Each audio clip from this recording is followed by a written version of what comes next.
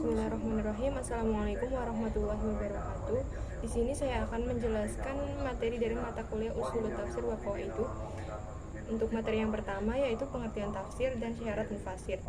Tafsir adalah suatu cara untuk memahami isi kandungan Al-Quran. Kata tafsir diambil dari bahasa Arab at-tafsir yang berasal dari fasir yang artinya menerangkan. Syarat menjadi mufasir antara lain memiliki akidah yang benar, bersih dari hawa nafsu. Ketika akan menafsirkan, hendaknya lebih didahulukan menafsirkan Al-Quran dengan Al-Quran, mencari penafsiran dari hadis. Apabila tidak ditemukan penafsiran dalam hadis, hendaknya meninjau pendapat para sahabat, memiliki pengetahuan bahasa Arab dengan segala cabangnya, pengetahuan tentang pokok ulum Quran, dan pemahaman yang cermat. Yang kedua yaitu sejarah perkembangan tafsir, dibagi menjadi 3 periode. Yang pertama tafsir pada masa Nabi dan sahabat, yang kedua pada masa tabi'in, dan yang ketiga pada masa pembukuan. Tafsir pada masa Nabi disusun secara pendek dan ringkas karena penguasaan bahasa Arab yang murni pada saat itu cukup untuk memahami gaya dan susunan kalimat Quran.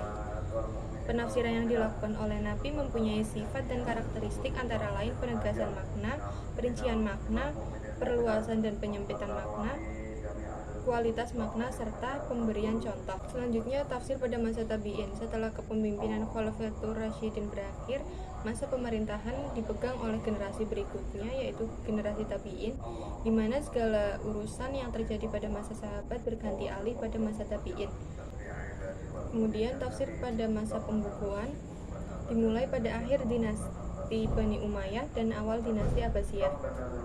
Dalam hal ini hadis mendapatkan prioritas utama. Pembukuannya meliputi berbagai bab, sedangkan tafsir hanya merupakan salah satu dari sekian banyak bab yang dicakupnya. Pada masa ini belum dipisahkan secara khusus yang hanya memuat tafsir surat dan ayat demi ayat dari awal Al-Quran sampai akhir. Yang ketiga yaitu pengertian takwil. Secara istilah menurut ulama salaf, takwil berarti tafsir. Maka takwil Al-Quran kadang diucapkan tafsir Al-Quran dengan makna yang sama. Takwil dapat dicirikan antara lain sebagai suatu lafadz yang tidak dipahami secara literal atau zahir. Makna yang difahami dari lafadz tersebut adalah makna yang juga dimiliki oleh lafadz itu sendiri. Makna yang dimiliki lafadz tersebut tidak bertentangan dengan nas Al-Quran dan hadis, dan pengalian makna lafadz tersebut didasarkan kepada petunjuk yang ada. Untuk materi yang selanjutnya yaitu sumber dan metode tafsir. Sumber penafsiran ada 3, yaitu riwayah, ra'yu, dan isyarah. Kemudian metode atau manhaj tafsir antara lain yang pertama tahlili, yaitu mengungkap semua yang terkait dalam ayat. Muqarrar, tidak semua ayat yang dibahas.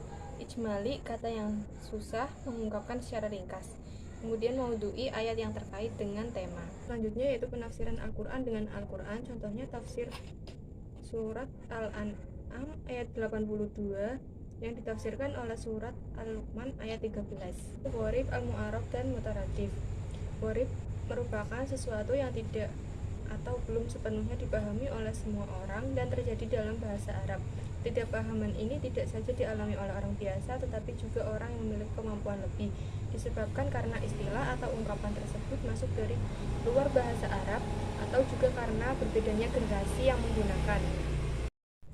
Al-Mu'arraf, yaitu tidak berkaitan. Kosakata yang diarabkan, apakah Al-Quran seluruhnya memakai bahasa Arab. Kemudian mutarodif atau sinonim, apakah Al-Quran mengandung makna mutarodif di dalam Al-Quran? Sepakat bahwa tidak ada makna mutarodif. Mustaro, terkait makna kosakata. Mutasyabih, tidak hanya lawan kata muhkam tetapi berbeda, ialah ayat yang mirip dengan redaksinya. Setiap redaksi yang berbeda memiliki makna yang berbeda. Setiap ayat yang diulang pasti ada penekanannya. Kemudian muskil, yaitu ayat yang sulit dipahami. Dan mujmal, ayat yang masih global. Selanjutnya yaitu macam-macam dilalah.